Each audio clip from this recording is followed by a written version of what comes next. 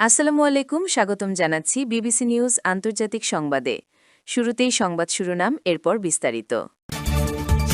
আলোচনা ব্যর্থ, ট্রাম্পের সামনে কঠিন তিন পথ।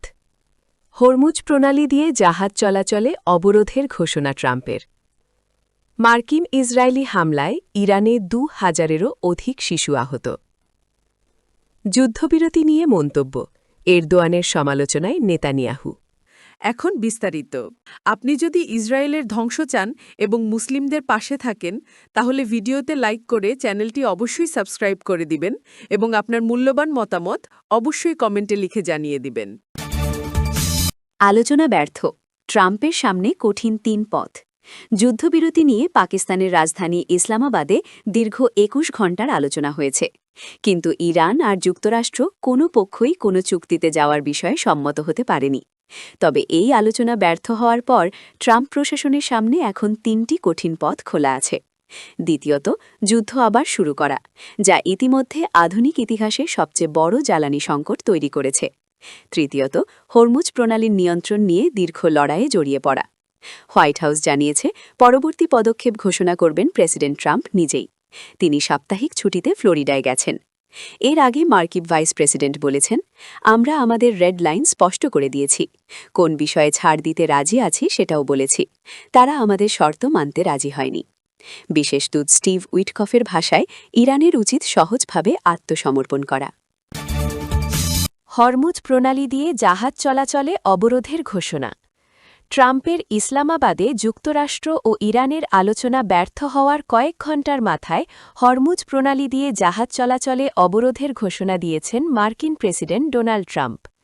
নিজের মালিকানাধীন সামাজিক যোগাযোগ মাধ্যম ট্রুথ সোশ্যালে দেওয়া এক পোস্টে এ হুঁশিয়ারি দেন ট্রাম্প।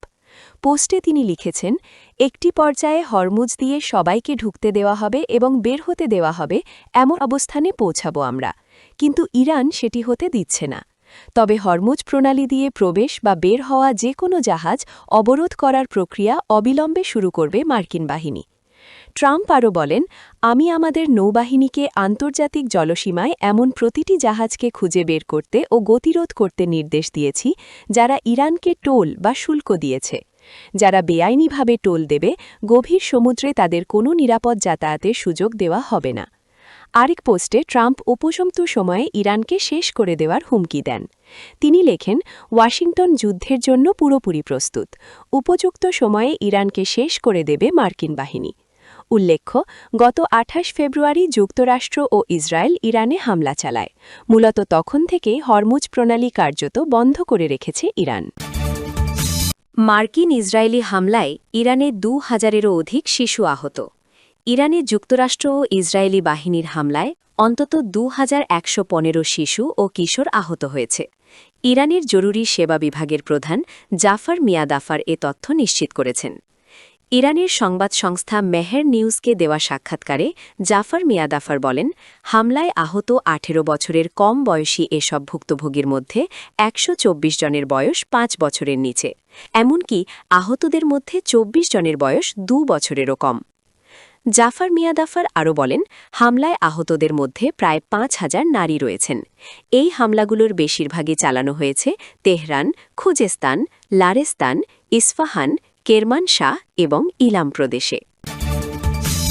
যুদ্ধবিরতি নিয়ে মন্তব্য, এরদোয়ানের সমালোচনায় নেতানিয়াহু। যুক্তরাষ্ট্র ইরান যুদ্ধবিরতি নিয়ে তুরস্কের প্রেসিডেন্ট রিসেপ তাইয়েব এরদোয়ানের মন্তব্যের তীব্র সমালোচনা করেছেন ইসরায়েলি প্রধানমন্ত্রী বেনিয়ামিন নেতানিয়াহু। শনিবার ১১ এপ্রিল এক্স পোস্টে এই সমালোচনা করেন। নেতানিয়াহু এক্স পোস্টে জানিয়েছেন, তেহরান ও তার আঞ্চলিক মদতপুষ্ট শক্তিগুলোর বিরুদ্ধে ইসরায়েলের লড়াই অব্যাহত থাকবে। চলতি সপ্তাহের শুরুতে যুক্তরাষ্ট্র ইরান যুদ্ধবিরতিতে সম্মত হওয়ার পর এরদোয়ান মার্কিন প্রেসিডেন্ট ডোনাল্ড ট্রাম্পকে সতর্ক করে বলেছেন, যে কোনো উস্কানি থেকে নিজেদের সতর্ক থাকতে হবে। তবে কাদের বিরুদ্ধে সতর্ক থাকতে বলেছেন, কোনো নাম প্রকাশ করেননি এরদোয়ান। টার্কিশ প্রেসিডেন্টের সমালোচনা করে নেতানিয়াহু সামাজিক মাধ্যমে এক্সে লিখেছেন, ইসরায়েল ইরানের সতর্কী শাসনগোষ্ঠী ও তার অনুচরদের বিরুদ্ধে লড়াই চালিয়ে যাবে। এরদোয়ানের মতো নয় যে তাদের প্রশ্রয় দেয় এবং নিজের কুর্দি নাগরিকদের ওপর হত্যাকাণ্ড চালিয়ে থাকে।